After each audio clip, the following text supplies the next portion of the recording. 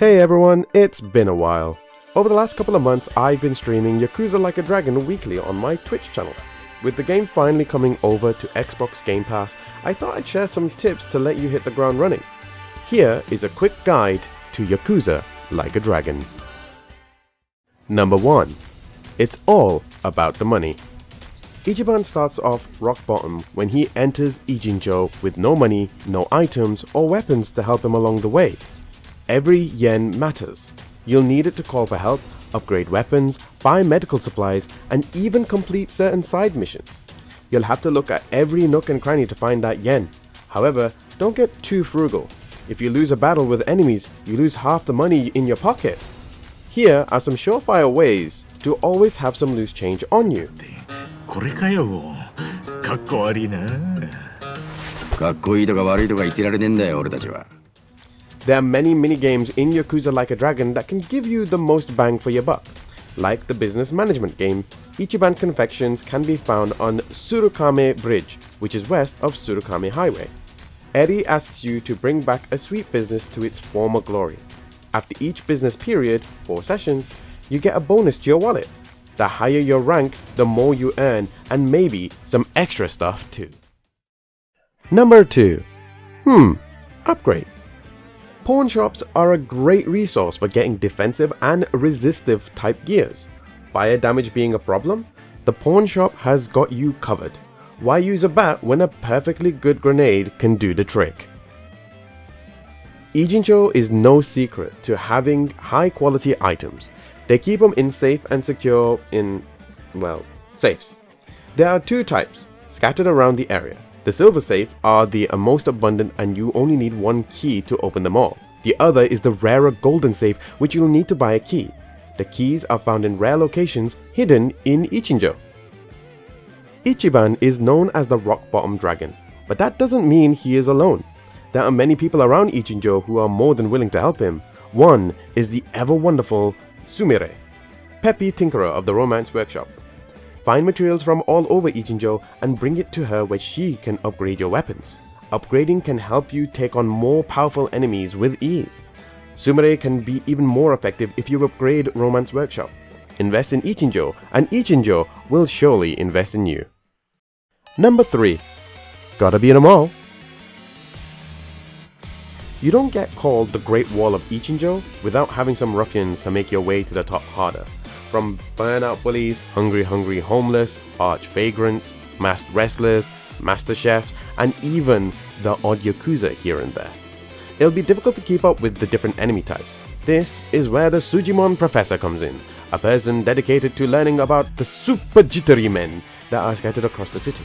He gives you a Sujidex that records all their data like background and most importantly strengths and weaknesses. Though you won't get given a Sujimon of your own to control or become eternally 10 years old, this will be useful on your journey to becoming a Sujimon Master. Gotta beat 'em all, great for when you want to grind. And now, a quick break.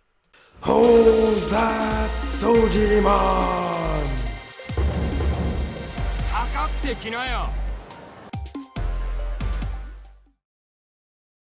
Who's that Sujimon? Paralyticist!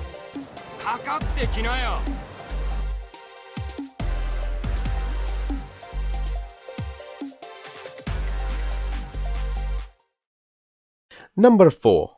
The friends you make along the way. 春日一番お悩み相談室のテーマソングで些細なトラブルから人生の悩みまで電話一本でまるっと解決ってな。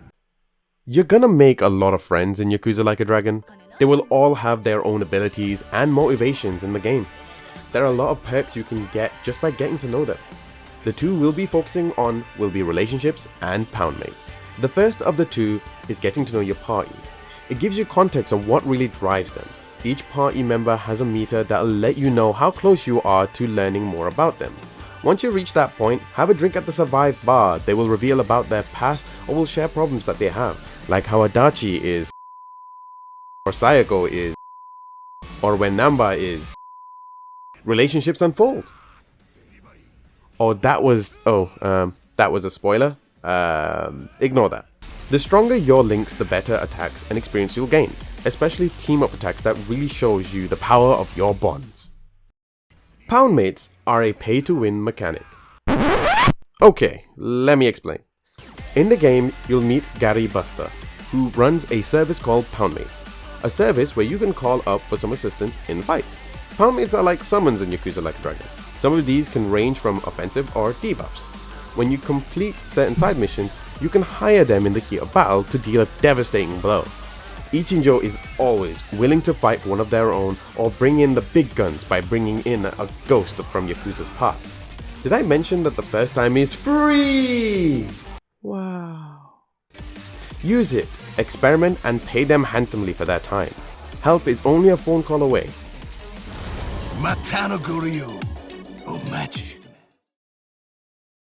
Number 5. Take all the jobs. Different jobs leads to different attributes from your party. Head over to Hello Work and you can choose the job for you. Depending on the role, it can up your party's natural talents and even unlock areas or secrets you couldn't otherwise. Did you know that the Foreman role can break objects in the hub world? Or how the Enforcer role can really up your tanking ability? Combining this with what you learn from the Suji decks, jobs can really turn the tide in a fight and maybe even lessen the grind. Sticking with a role will increase their rank and improve their abilities, so experimenting will be extremely useful. Here are some of the roles I used. Night Queen is a role that specializes in dominating your opponents through sheer sadistic pleasure. Night Queen can use an assortment of whips that can bleed or elemental, but the true strength of a dominatrix comes from their ability to brainwash opponents, leaving them in a state of pleasure, meaning they won't attack the party and other enemies instead. The host role is a role specialized in charming opponents, much like the Night Queen role. The difference is that you use champagne bottles and rose flowers to attack enemies. What truly makes it effective is how they can leave enemies drunk, meaning they will be too lazy to attack. The Foreman is a heavy hitter role where you can hit really hard, but in return you sacrifice some of your defense. While that means they may not survive fights for a longer period, its true power is that it's able to be used in and around Ichinjo and unlock hidden shops. And there you have it, folks. That was a quick guide to Yakuza Like a Dragon, but this is just the surface on what you can do and who you could meet throughout Isezaki Ichinjo. With this, starting out at rock bottom are odds you can definitely take on. Follow us on Twitter at Sega Unite, and thank you all for watching the first Sega Unite guides video. Let us know in the comment what tips would help people playing Yakuza Like a Dragon for the first time, as well as what you think of this video. We'll be looking to improve and introduce new types of content like this here, so your feedback is greatly appreciated. We'll also be looking into doing tournaments and having a Discord, so watch out for those. Till then, let's play again soon, because together, fun is infinite. Bye!